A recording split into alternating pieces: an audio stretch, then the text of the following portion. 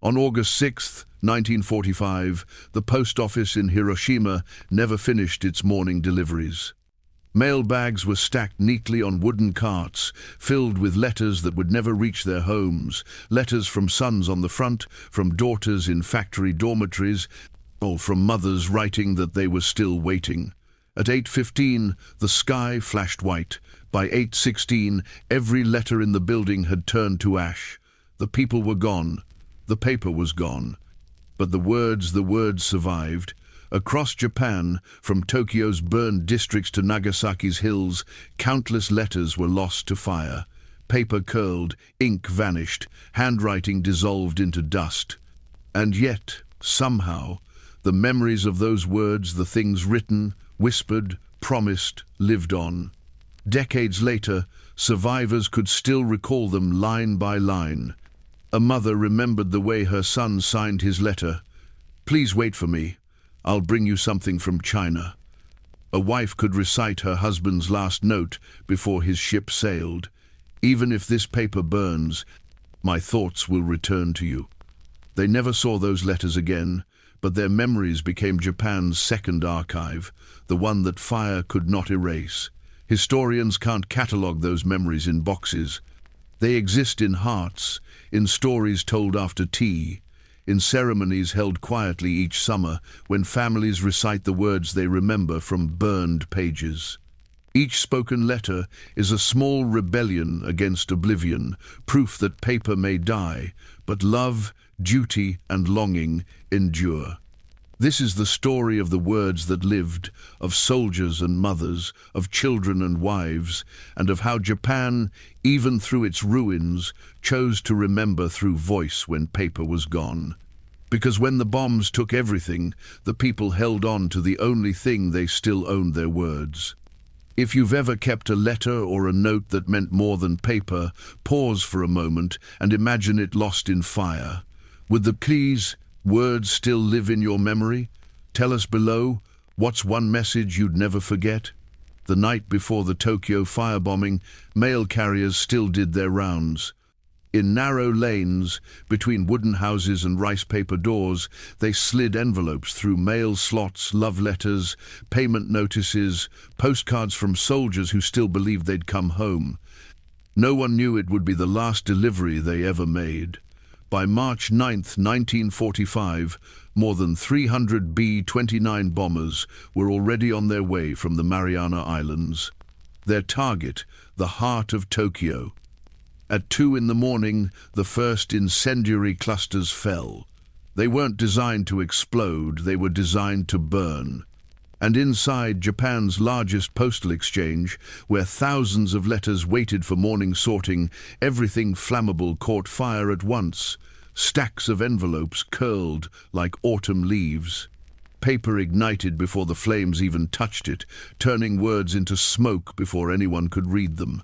The heat bent metal shelves, melted stamps, fused pens into the counters. When dawn came, all that remained were traces of handwriting, blackened lines on grey ash, like ghosts of words refusing to disappear. A survivor who had worked in that Tokyo post office recalled, "When we returned, the walls were gone, only piles of ash, so fine it looked like snow. I remember reaching for one envelope that hadn't completely burned. The corner was still white. There was a word there, just one: mother."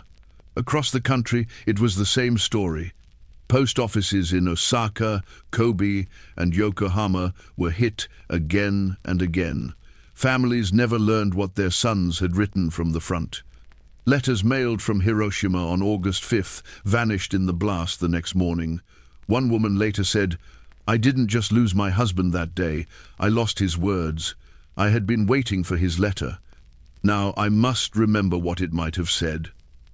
In a nation where handwriting was considered part of the soul, this was no small loss. Japanese letters carried emotion not only through language but through brushstroke, the pressure of ink, the shape of a name. To lose a letter was to lose the touch of a person's hand. Even today, archivists in Hiroshima's Peace Memorial Museum speak of finding scraps of envelopes fused with glass fragments of paper embedded in melted bottles or buried beneath roof tiles. They can't be read, but they are displayed anyway, because even unreadable letters say something: that someone was writing, someone was waiting, someone believed the world would still exist tomorrow. Those letters never reached their homes, but their ashes did continue the wind, across rivers, into fields where farmers looked up and thought it was snow.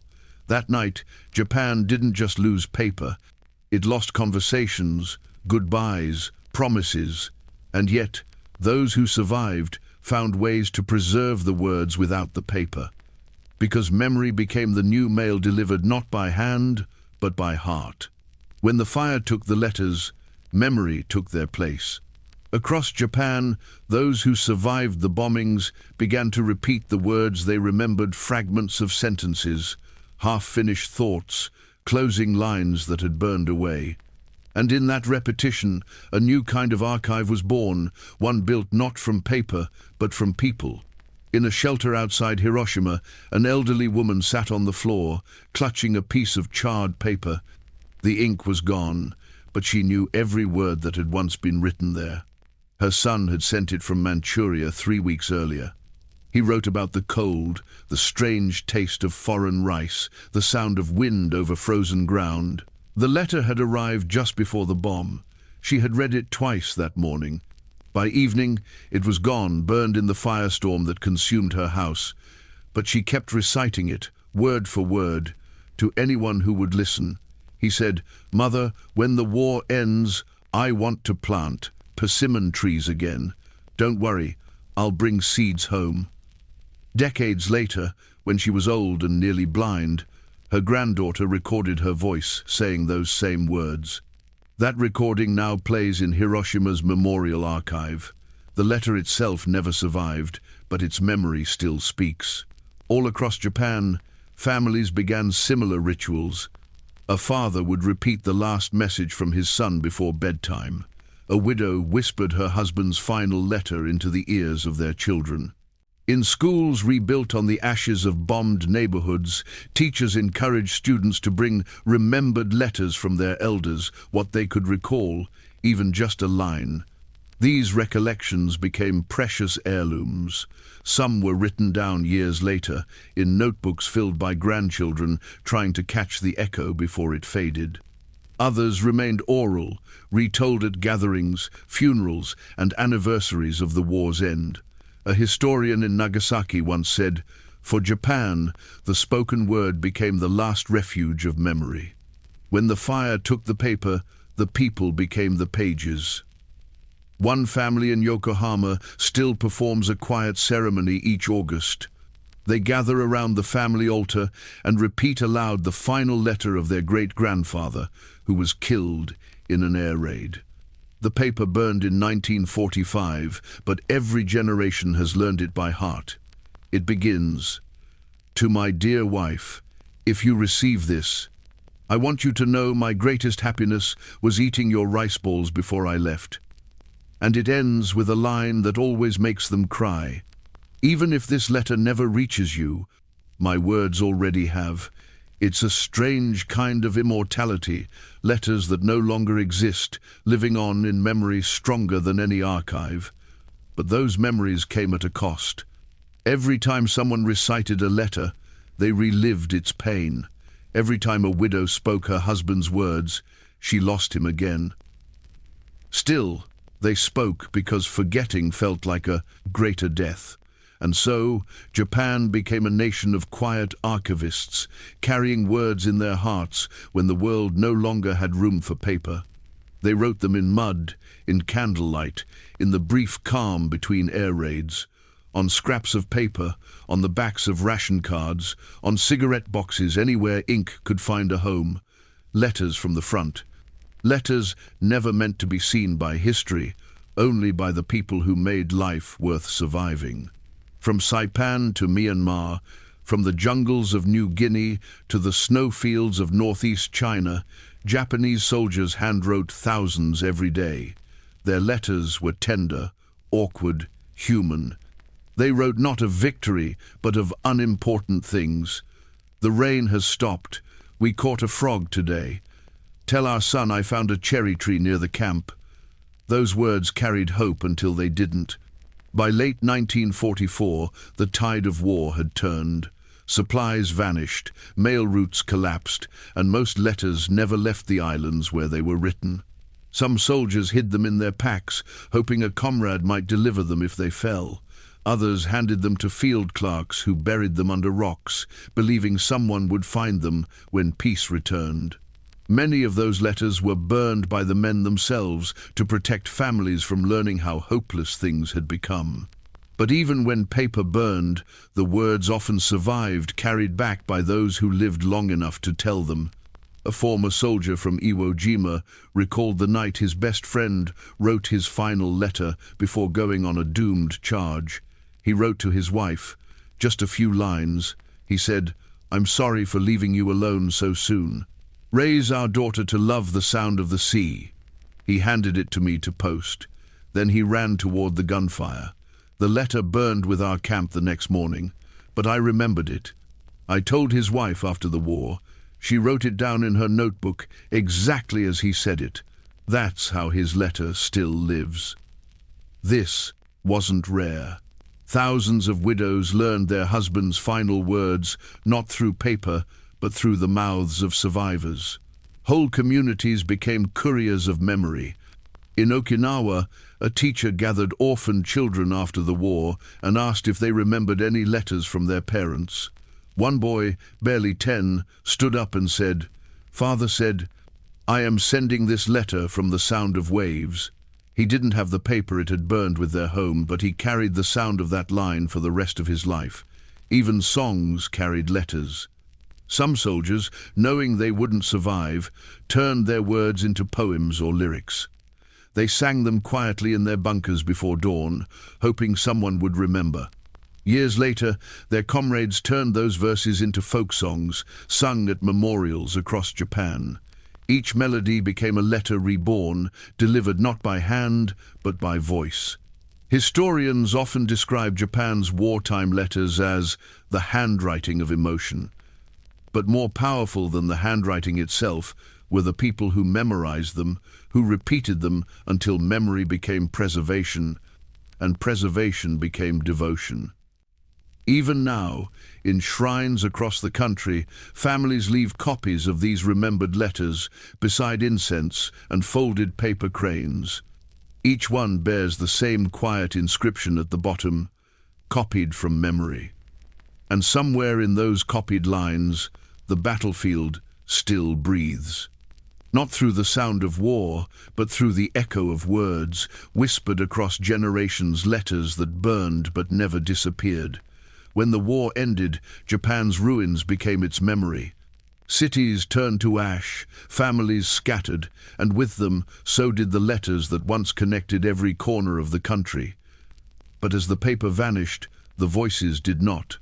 They moved indoors into tatami rooms, between teacups, across quiet evenings when someone would begin a sentence with, "Do you remember what he wrote?" These small moments built a bridge between the living and the lost. Every summer, especially around August 15th, families gathered not only to mourn, but to remember aloud the words once written in ink. Mothers repeated their sons' letters until they became prayers. Children learned to mouth the lines their fathers never got to mail. And in these retellings, homes became small shrines of sound, living museums of words. In a home near Sendai, one grandmother carried this ritual her entire life. Her husband, a Navy mechanic, was killed when his ship was bombed near the Philippines. His last letter had been written on thin brown paper that burned in the Tokyo fire raids, but she remembered it by heart, every word. Each year, she sat before the family altar, lit incense, and whispered, "To my beloved wife, I will return with the sound of the sea. Until then, take care of our daughter's laughter." She taught her children those words, and decades later, her granddaughter, now an old woman herself, whispered them to her own grandchildren. The letter, gone for 80 years, is still alive, passed mouth to ear, heartbeat to heartbeat. Throughout the country, these oral archives grew. Villages and neighborhoods formed memory circles, gatherings where survivors recited letters, diaries, or messages lost to flame. Each voice added to Japan's living library of remembrance. Historians came, notebooks in hand, trying to write down what people had carried inside for half a century. But they quickly realized something extraordinary. The people didn't need paper anymore. They were the pages. A historian from Kyoto once said, "When an old woman recites her husband's lost letter, it's not nostalgia, it's continuation. She becomes his voice." That's why many Japanese homes, even today, display small altars with folded paper cranes and photographs, sometimes beside rewritten letters labeled "From Memory." They're not exact. They're not meant to be. They are echoes faithful not to grammar, but to emotion. Some of these remembered letters even became public. In the late 1970s, museums in Hiroshima and Nagasaki began collecting words preserved by heart. They invited citizens to write down any line or phrase from a letter that had been lost in the war. By the early 2000s, there were tens of thousands of submissions. Many were single sentences.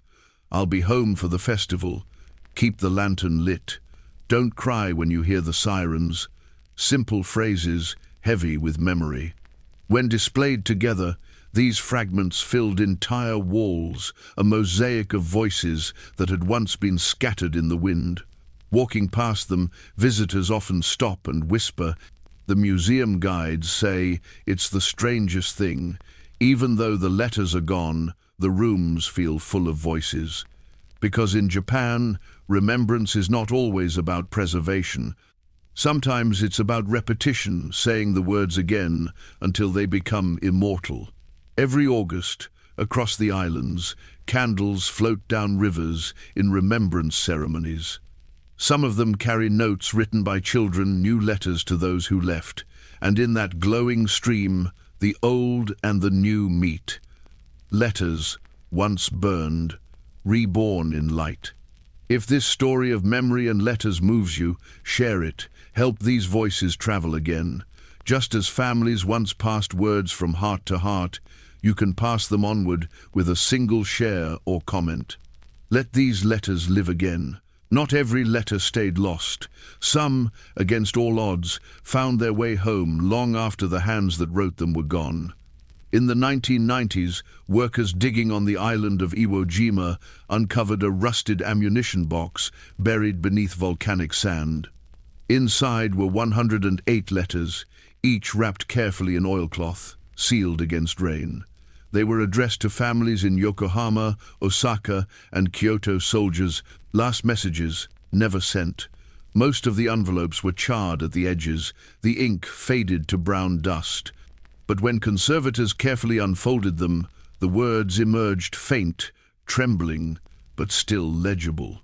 One began, "Mother, if this letter ever reaches you, know that I faced my final day thinking of the smell of home."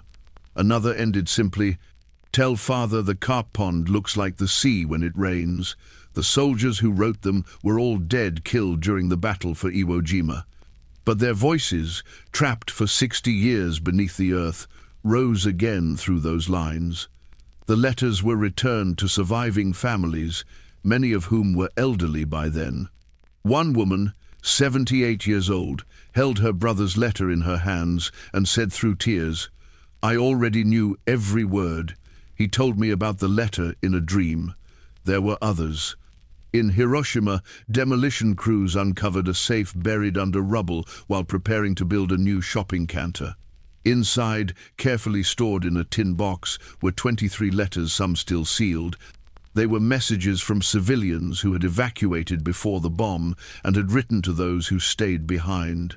None of the recipients lived to read them. The letters, singed but intact, were displayed in a glass case at the Peace Memorial Museum. Visitors often describe feeling as if the letters are whispering through the glass.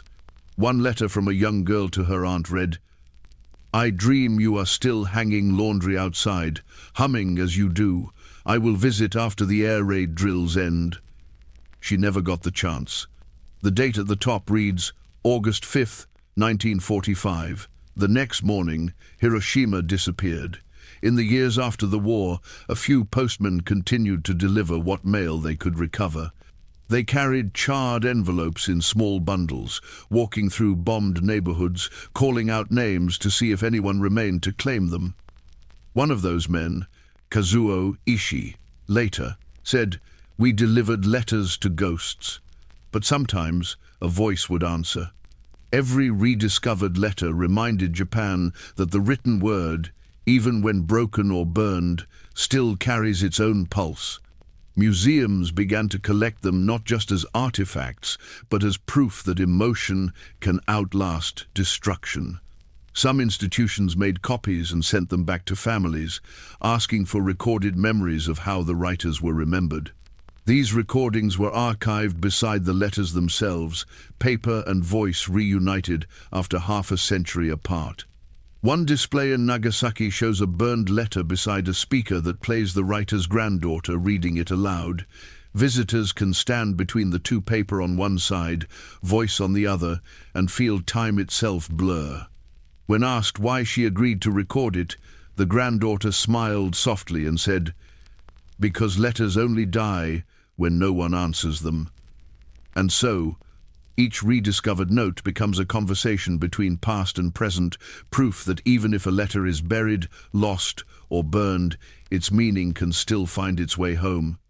What lasts longer, paper or memory? Japan's post-war years quietly answered that question. The bombings had erased homes, families, even language itself in some cases. Libraries were reduced to soot, city archives gone. But people remembered. They carried words in their minds, repeating them like prayers until repetition turned into protection. By the 1960s, historians began collecting what they called oral letters, spoken recollections of written messages lost to the war. They found elderly mothers who could still quote their son's handwriting verbatim, decades after the letters had burned. They met veterans who had memorized comrades' final notes and recited them each year at memorials. Every time these words were spoken aloud, another fragile thread of memory was reinforced. In Hiroshima, the Peace Memorial Museum began recording these spoken letters on magnetic tape. The project started small, a dozen testimonies. Today, it holds thousands. Each begins the same way. "This letter was burned, but I remember it." Then, the voices speak trembling, steady, sometimes breaking into tears.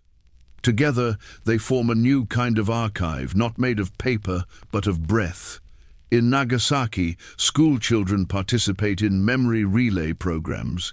Each student memorizes one line from a letter lost in the war. At the end of the ceremony, they stand together and recite the letters in unison, dozens of children's voices, weaving together words written long before they were born. The air fills with fragments of farewell and love, spoken anew by a generation that never saw war. Technology joined the effort too. Digital projects began scanning surviving letters and pairing them with recordings of family members reading them aloud. Some used artificial intelligence to restore faded handwriting, bringing back curves and strokes lost to flame. Others built interactive exhibits where visitors could touch a screen and hear a voice say the letter's words exactly as the family remembered them. One exhibit in Tokyo's Edo-Tokyo Museum displays a single burned envelope beside a screen showing a grandmother's face as she recites its contents from memory. The glass between them reflects both images, the burned letter and the living voice side by side. Visitors say it feels like watching time remember itself.